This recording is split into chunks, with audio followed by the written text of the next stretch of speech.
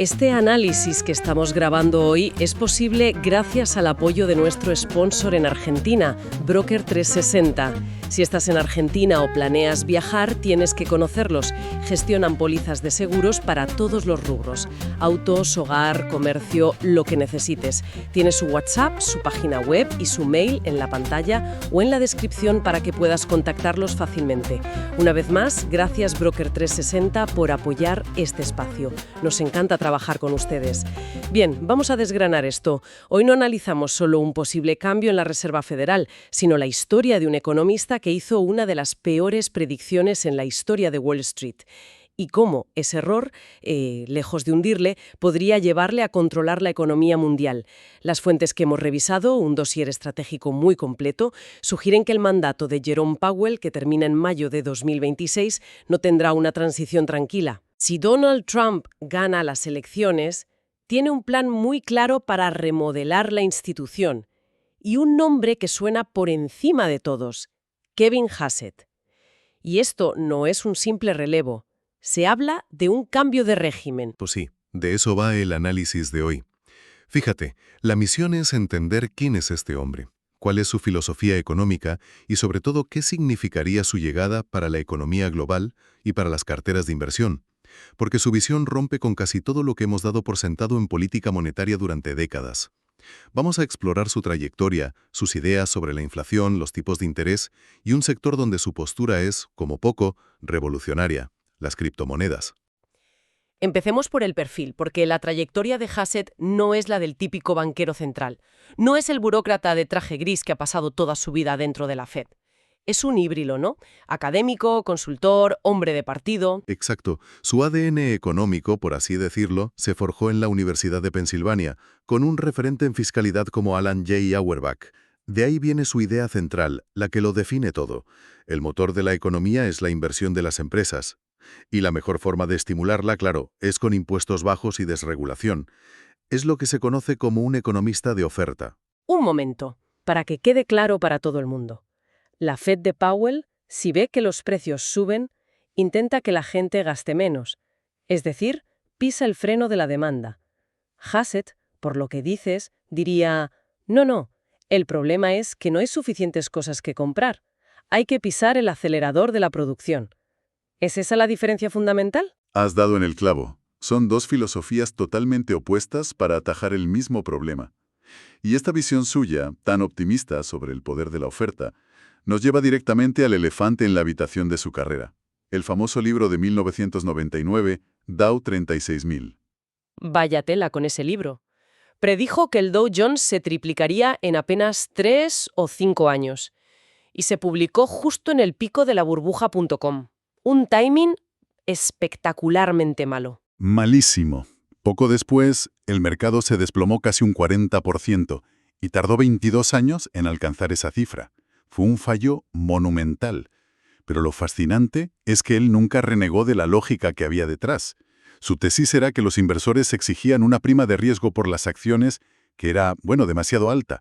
Creía que cuando se dieran cuenta de que a largo plazo las acciones eran casi tan seguras como los bonos, esa prima se evaporaría y los precios se dispararían. Se equivocó en el cuándo, pero se aferró al porqué, y eso consolidó su imagen de optimista estructural, casi incorregible. Pero aquí viene lo que no entiendo. ¿Cómo es posible? Falla de una forma tan espectacular con el Dow 36.000 y en lugar de acabar en el ostracismo académico, se convierte en el arquitecto económico del presidente Trump.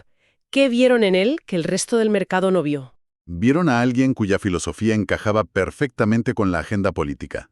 Fue el arquitecto intelectual de la gran rebaja de impuestos de 2017, defendiendo la idea, muy controvertida, de que se pagaría sola generando más crecimiento. No fue así. El déficit se disparó, pero su influencia en Washington creció enormemente. Y no es su única polémica. Durante la pandemia, diseñó un modelo que predecía que las muertes por COVID caerían a cero en mayo de 2020. Los epidemiólogos lo destrozaron, decían que era un simple ejercicio de ajustar una curva a los datos sin base científica real. Pero de nuevo, le dio al poder político la respuesta que quería oír. Ahora es el director del Consejo Económico Nacional, el principal traductor, digamos, de los impulsos de Trump para Wall Street. Vale, entonces si tuviéramos que destilar toda su filosofía en una sola idea, ¿cuál sería? ¿Cuál es el cambio fundamental que lo diferencia de cualquier presidente de la Fed que hayamos visto en décadas? La idea es que la Reserva Federal debe priorizar el crecimiento económico por encima de la estabilidad de precios. Es una ruptura total. La doctrina de la Fed durante 40 años, desde Paul Volcker, ha sido que la estabilidad de precios es la condición necesaria para el crecimiento. Hassett invierte la fórmula. Él cree que el crecimiento, impulsado por la oferta, es lo que traerá la estabilidad de precios. Lo que nos lleva de nuevo a su visión sobre la inflación. Mientras la Fed de Powell pisa el freno para controlar los precios, una Fed de Hassett pisaría el acelerador de la producción, esperando que la abundancia de bienes baje los precios por sí sola. Exactamente. Y esto implica que podría ser mucho más tolerante con la inflación. Las fuentes sugieren que estaría cómodo con una inflación del 3% en lugar del objetivo estricto del 2%. Para el mercado de bonos, que vive de la certeza de que el Banco Central luchará contra la inflación a toda costa, esa idea es una auténtica pesadilla. Y si es más tolerante con la inflación, supongo que su postura sobre los tipos de intereses Mantenerlos bajos. se posiciona como una paloma monetaria, un defensor acérrimo de los tipos bajos. Su gran argumento para justificarlo es que la inteligencia artificial va a provocar un boom de productividad tan masivo que permitirá a la economía crecer mucho más rápido sin generar inflación. Es su gran carta. Suena muy bien en teoría lo de que la IA nos salvará y permitirá crecer sin inflación. Pero, ¿no es una apuesta increíblemente arriesgada? ¿Qué pasa si ese boom de productividad no llega tan rápido como él cree o no es tan grande? Estaríamos con los tipos por los suelos y la inflación disparada. Esa es la crítica fundamental del mercado, que su escenario base es el más optimista posible y no deja margen de error. Además, y esto es clave, ha politizado por completo el debate.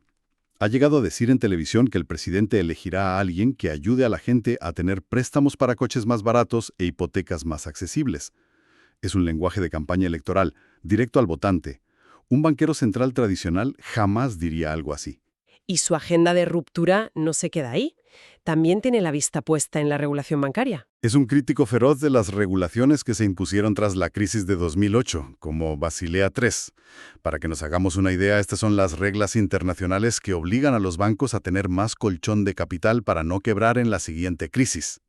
Él argumenta que ese colchón es tan gordo que se ha convertido en una camisa de fuerza que ahoga el crédito a la economía real. Los documentos que analizamos indican que intentaría desmantelarlas, lo que según sus críticos podría traer de vuelta la fragilidad al sistema e incentivar a los bancos a tomar demasiados riesgos. Pero el giro más radical, y aquí las fuentes son muy claras, es su postura sobre las criptomonedas. Esto parece de otro planeta. Este es el punto más disruptivo. Las fuentes indican que posee entre 1 y 5 millones de dólares en acciones de Coinbase, el gran exchange de criptomonedas, y que ha sido asesor de la compañía. Sería, sin ninguna duda, el presidente de la Fed más pro-cripto de la historia. Pero no se queda ahí. Apoya activamente la idea de integrar los criptoactivos en el sistema bancario tradicional y ha defendido la creación de una reserva estratégica de Bitcoin por parte del gobierno de Estados Unidos. Espera, detente ahí. Estamos hablando del posible futuro presidente de la Reserva Federal, no de un influencer de Twitter. Un hombre que tiene millones en Coinbase y que podría apoyar que el gobierno de Estados Unidos compre Bitcoin como si fuera oro. La magnitud de esto es difícil de procesar. Pues esa es la propuesta. Es una idea del propio Trump para que el gobierno federal acumule Bitcoin como un activo de reserva estratégico, a la par que el oro. Para el sector cripto, tener al frente del regulador más poderoso del mundo a alguien tan alineado con sus intereses sería una legitimación sin precedentes. Un cambio de juego absoluto. Vale, vamos a hacer una pequeña pausa para asimilar todo esto porque es muchísimo. Y mientras lo hacemos, un recordatorio rápido. Si os gusta este análisis en profundidad, os invitamos a suscribiros al canal, dejar un like y comentarnos qué temas os gustaría que abordáramos. Estos debates solo son posibles gracias al apoyo de patrocinadores como Broker 360 y a las contribuciones de quienes nos escuchan. En la descripción de este episodio vais a encontrar un enlace a nuestro patrocinador y también un enlace a PayPal por si queréis apoyar este proyecto con el importe de un café. De verdad, cada ayuda cuenta. Retomamos. Las fuentes hablan de una dinámica sin precedentes, que podría darse antes incluso de que Hassett tomara posesión. La estrategia del presidente sombra. ¿Qué es exactamente? Es un escenario que podría generar una volatilidad extrema en los mercados. Se espera que Trump, si gana, anuncie el nombramiento de Hassett a principios de 2026. Pero Jerome Powell sigue legalmente en el cargo hasta mayo. Durante 5 meses tendríamos una bicefalia. Una Fed oficial, con Powell, y una Fed en la sombra, con Hassett operando desde la Casa Blanca. O sea, 5 meses de caos absoluto. 2 personas con el volante en las manos tirando en direcciones opuestas. Es una receta para un accidente. Totalmente. Imagina que Powell, viendo la inflación, intenta mantener los tipos altos. Y al día siguiente Hassett sale en una entrevista insinuando que en cuanto llegue los bajará drásticamente. ¿A quién crees que escuchará el mercado? ¿Descontará las bajadas de tipos inmediatamente, socavando por completo la autoridad de la Fed y relajando las condiciones financieras mucho antes de lo que Powell querría? ¿Sería un pulso de poder en tiempo real con los mercados como campo de batalla? Un escenario de locos. Entonces, ¿cómo se traduce todo esto para un inversor? ¿Qué anticipan los mercados si se confirma este nombramiento? Empecemos por la bolsa, el S&P 500. Para la bolsa, la reacción inicial que se espera es alcista.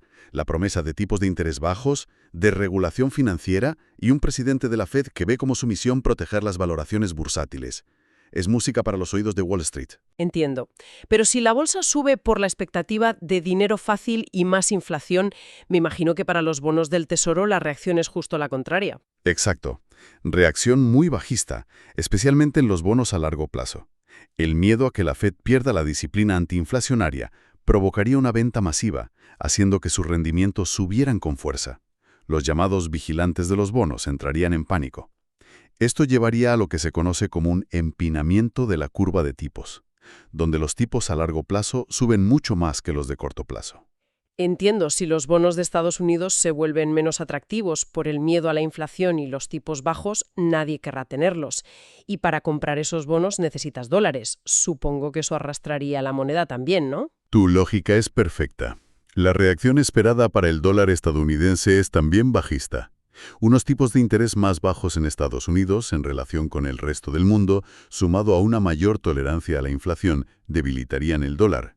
Y esto, además, encaja como un guante en la agenda de Trump, que siempre ha buscado una moneda más débil para favorecer las exportaciones y reducir el déficit comercial.